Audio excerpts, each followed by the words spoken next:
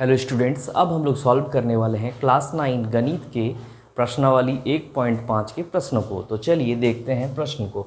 बताइए कि नीचे दिए गए संख्याओं में कौन कौन से परिमेय है और कौन से अपरिमेय है। तो यहाँ पे 5 संख्याएं दी गई हैं, इनमें से हमें सभी के लिए बताना है कि कौन सा परिमेय है और कौन सा अपरिमेय है। ठीक है, तो इससे पहले हम लोग कुछ चीज़ों को जान लेते हैं।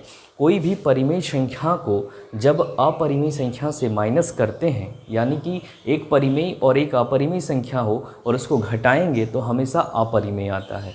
एक अपरिमेय और एक परिमेय हो, उसको जोड़ते हैं फिर भी अपरिमेय होता है। एक अपरिमेय और दूसरा परिमेय हो, गुना करेंगे तो अपरिमेय। ठीक है, इस चीज़ को आप लोग याद रखिए। परिमेय को जब अपरिमेय से जोड़ेंगे तो क्या आएगा? अपरिमेय। ठीक है, परिमेय को अपरिमेय से जोड़ेंगे तो अपरिमेय, घटाएंगे फिर भी यही,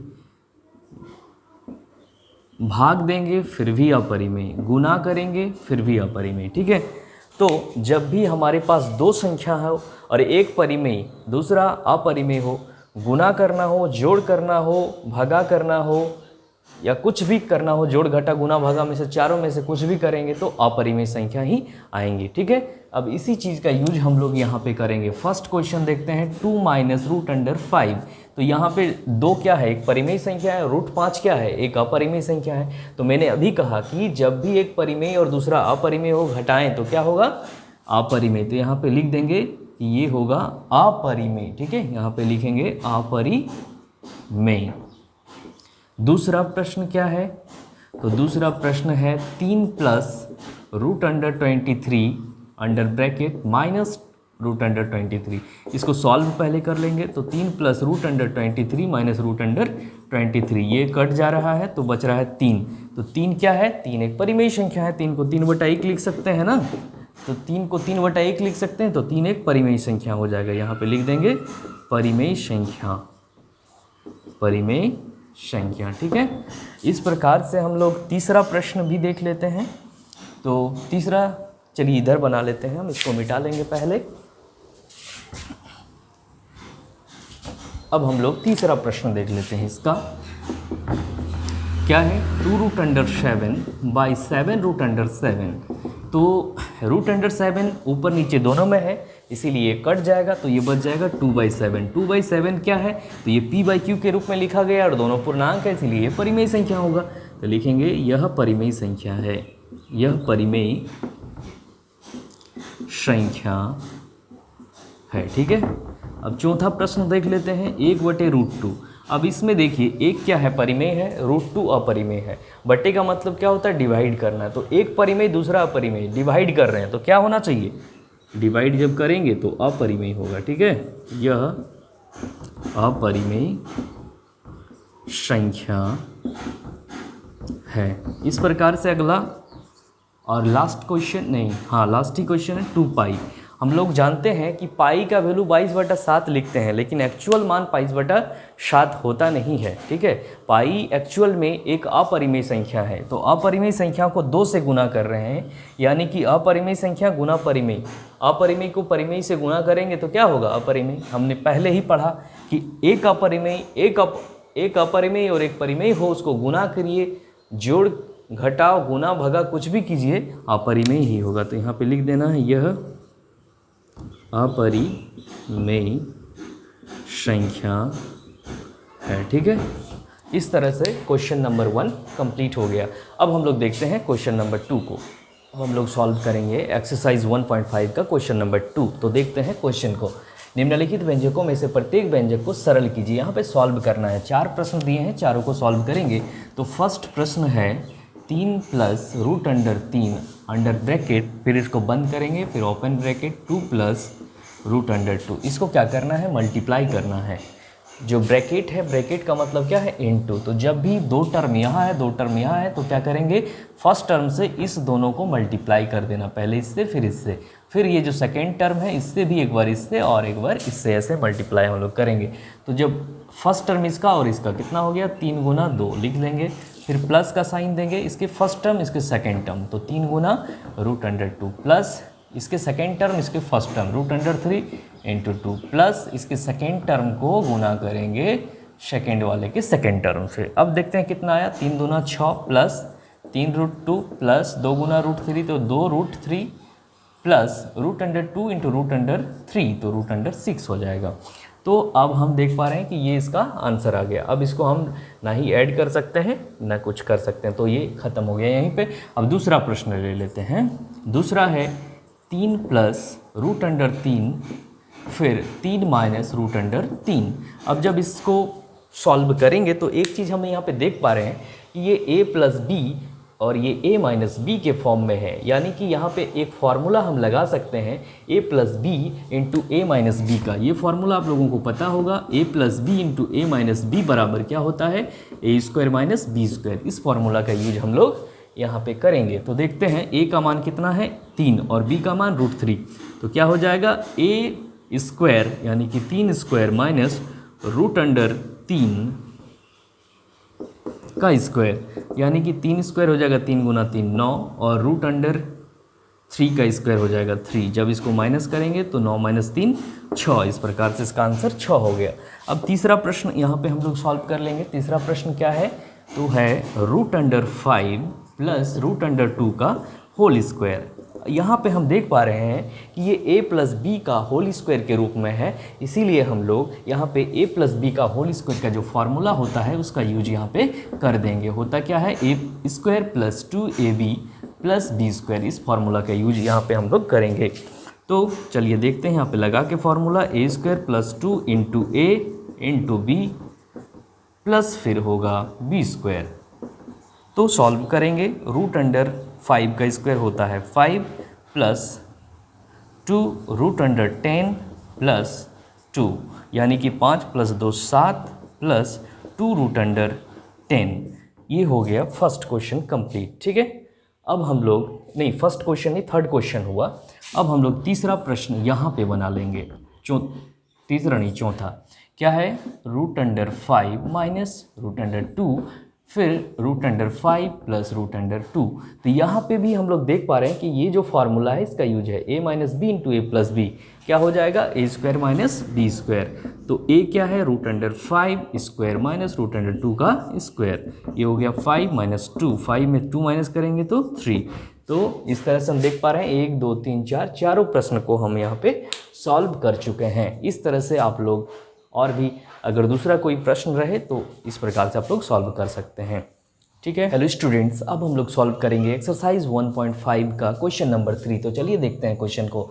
आपको याद होगा कि पाई को एक वृत्त की परिधि और इसके व्यास के अनुपात के रूप में परिभाषित किया जाता है। ये तो सही है, यानी कि pi is equal to c/d, जहाँ पे c का मतलब क्या है तो परिधि, c का मतलब क्या है तो परिधि सरकमफेरेंस, और d का मतलब क्या है तो व्यास। किसी भी वृत्त के परिधि को जब हम व्यास से भाग देते हैं तो जो मान प्राप्त होगा उसे ही पाई कहते हैं। और हम लोग जानते हैं कि पाई एक अपरिमेय संख्या है। उसके बाद देखते हैं, यह इस तथ्य का अंतर्विरोध करता प्रतीत होता है कि पाई अपरिमेय है। इस अंतर्विरोध का निराकरण आप किस प्रकार करेंगे।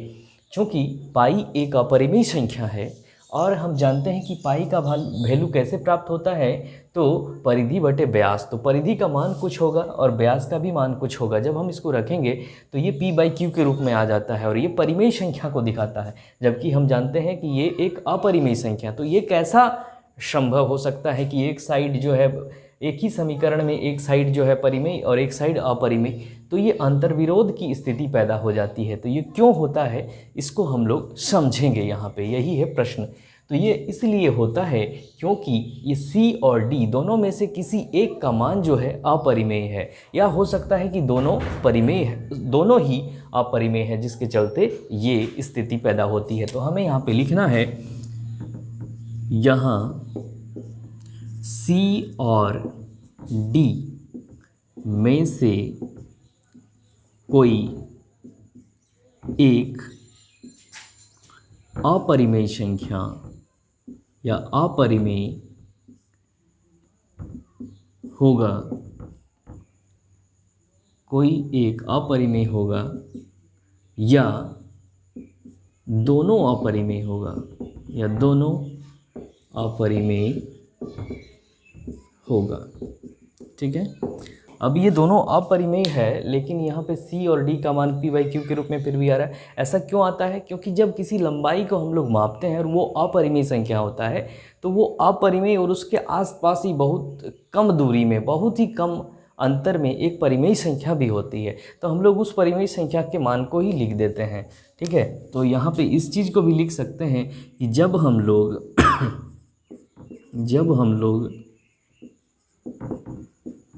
स्केल से किसी दूरी को या किसी लंबाई को मापते हैं, तो हम अपरिमेय मान के सन्निकट परिमेय मान को ले लेते हैं।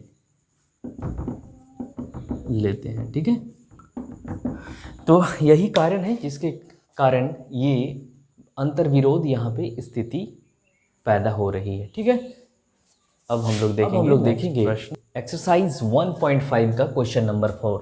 क्या है? संख्या रेखा पर √9.3 को निरूपित कीजिए। 9.3 का वर्गमूल को हम लोग संख्या रेखा पर कैसे दिखाएंगे? तो इसके लिए सबसे पहले क्या करना पड़ेगा हमें, तो लिख लेते हैं एक बार अंडर ब्रैकेट 9.3। तो उसके लिए आप स्केल लीजिएगा, स्केल से 9.3 सेंटीमीटर का 9 मान लीजिए आप जो है कॉपी में 9.3 सेंटीमीटर का, यहाँ पे इकाई हम लिख दे रहे हैं, 9.3 सेंटीमीटर का एक लाइन लीजिए और इसका कुछ नाम लिख दीजिए यहाँ पे AB।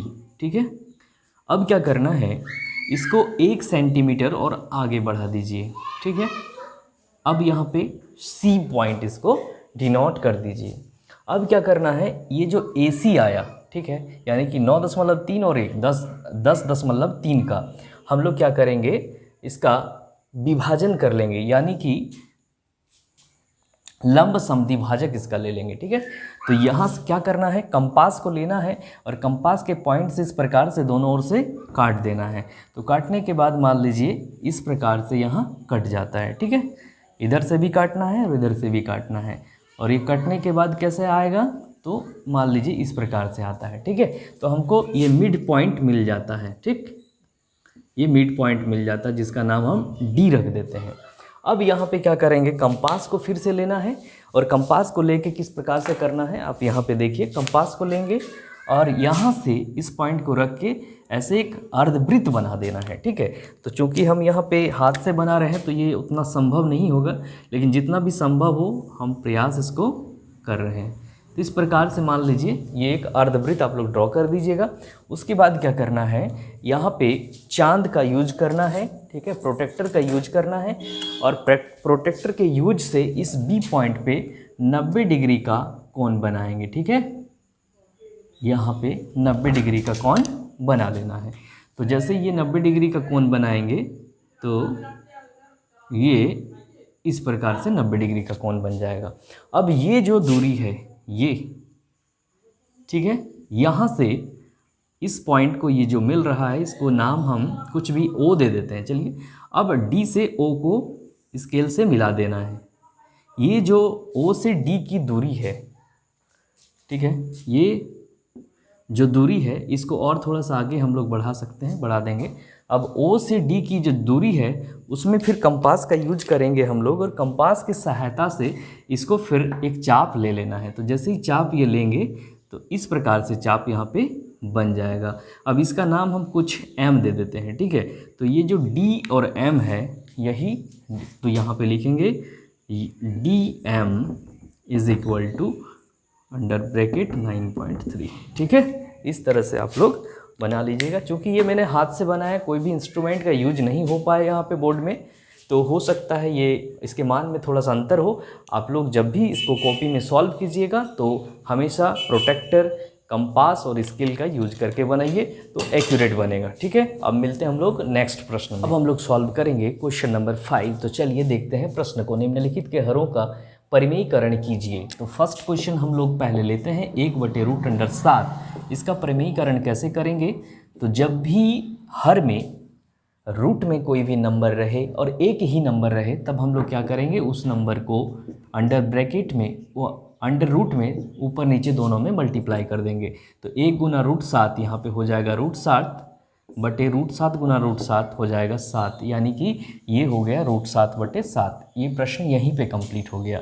इसी प्रकार से दूसरा प्रश्न है 1/√7 माइनस √6। इसका परिमेयीकरण कैसे करेंगे? तो यहाँ पे देख रहे हैं कि दो संख्याएं हैं और दोनों के बीच माइनस का साइन है। तो यहाँ पे हम लोग इसी संख्या को एक बार फिर से लिखेंगे और इनटू में क्या करेंगे, जो संख्या यहाँ पे दी हुई उसके बीच में नेगेटिव साइन अगर है तो यहाँ पे इन संख्याओं को हम अंश और हर दोनों में गुना करेंगे, लेकिन माइनस के बदले प्लस साइन का यूज करना है। ठीक है, तो √7 प्लस 6 से ऊपर नीचे दोनों में गुना कर देंगे। अब देखते हैं 1 से इसको गुना करेंगे तो जो नंबर है √7 प्लस √6 वही रहेगा। यहाँ पे क्या होगा, तो √7 माइनस √6 और फिर यहाँ √7 प्लस √6।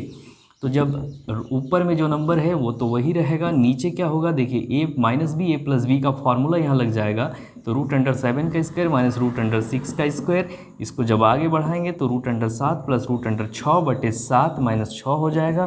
अब √7 प्लस √6 बटे 7 माइनस 6 1, और किसी भी संख्या को 1 से भाग देने पर वही संख्या आता है, यानी कि √7 प्लस √6।